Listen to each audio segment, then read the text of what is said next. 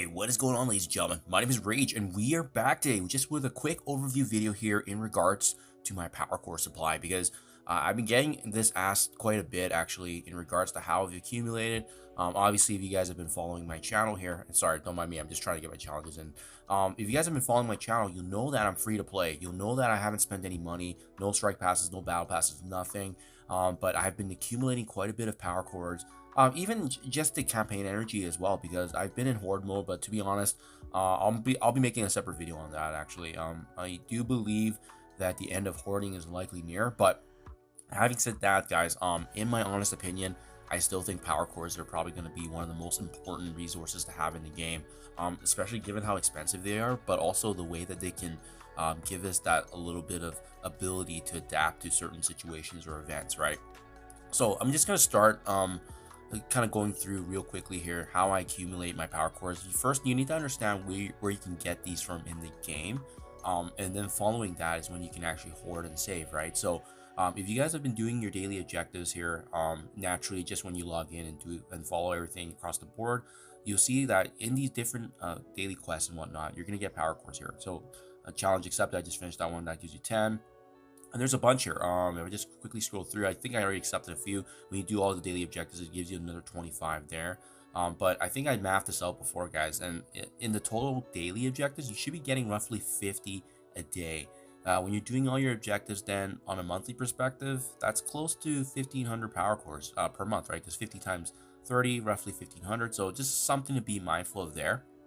We have a few also coming from the golden opportunity here. So remember, this is the gold spending. I typically try to get to 6 million gold per day as per my budget. If you guys have been following my gold analysis video, that's been kind of the safe spot, especially if you don't have characters and teams to invest in, or you're slowly building them up in preparation for the release. For example, right now I've been working on Ghost and Taskmaster, but as well just making sure that I just stay with my budget. Now you'll see in the first few milestones here, when you spend roughly, I think it's like a little over 1 million, you're gonna be getting some power cores here too. So milestone 2, milestone 3, milestone 5, milestone 7, and that's it. Just the 3 milestones that are located here.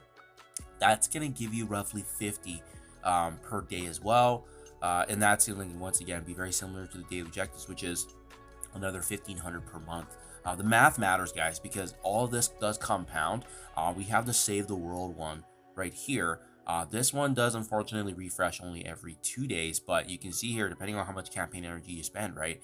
So usually I stop at around, I think, milestone, actually even less than this. I think only 5, 10, 15, 25, so roughly 25 per day.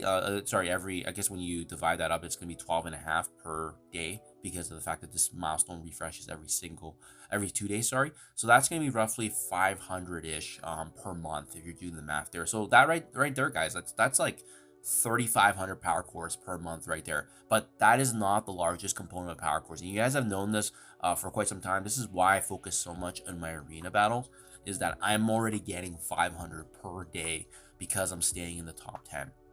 If you are engaged right now, and the reason I love arena is because free-to-play players like myself can compete with whales and dolphins, because you really only need the 7 strongest characters in the game, and you can pivot to the situation that you need. The only exception obviously is once we start seeing some more Professor Xavier's here, that's where I would get worried, right? But in case you guys missed this, I'll link my most recent arena video so you can get a sense of the 2 meta teams right now that's helping me stay afloat. But yeah, I'm getting 500 power cores per day, guys. There's an event that's going right now. It's giving me 8,000 fragments per day as well. So that's massive, guys. But the hotspot you want to be in is probably in this top 50, top 100, because even from 21 to 50, that's 400 power cores per day. 51 to 100, that's 300 power cores per day. So it completely just blows away what I just showed you with the golden opportunity to save the world as well as daily objectives. And just to math it out for you guys, right? 500 power cores per day, that's 12,000 per month.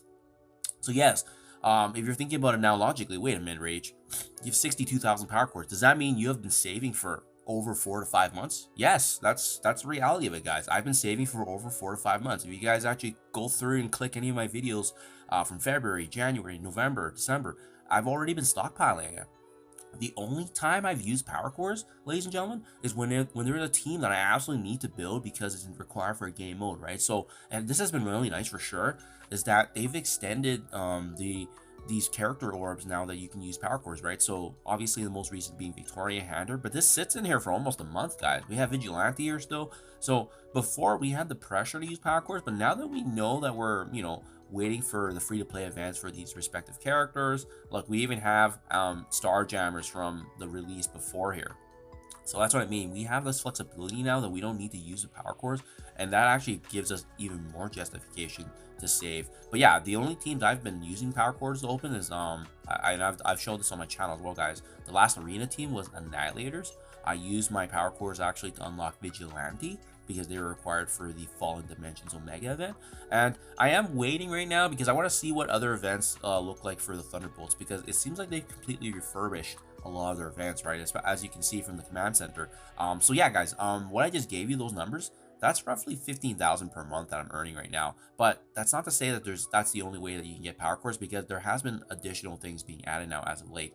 Obviously, we've seen with the Twitch drops. If you guys haven't taken advantage of that, there's free codes always around. So make sure you guys stay and follow along with the channel, because there's always codes available. They like to dish them out every week or so.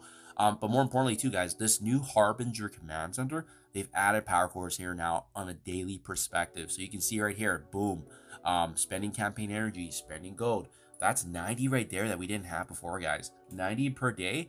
Once again, just using that proration of 30 days, that's 2,700 a month. So that's an additional 2,700 now that we can add to the map. So I mean, yeah, I mean, they've been actually doing a pretty decent job of doing better and better on this, and this is going to give us some more flexibility.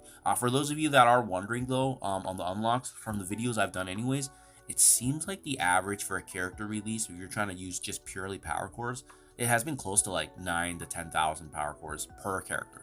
Obviously RNG can play a factor. Sometimes you can get some really big drops, or sometimes you just have no luck at all. But yeah, hopefully this helps, guys. That is how I've saved a reserve and supply over 60,000 power cores. Just wanted to share this insight with you guys. Again, no magic behind it. Just, honestly, just resource management and budgeting, and just being strategic with where you use resources and when not to. Hope this is helpful, guys. Thank you for your time as always, and I'll catch you guys in the next one.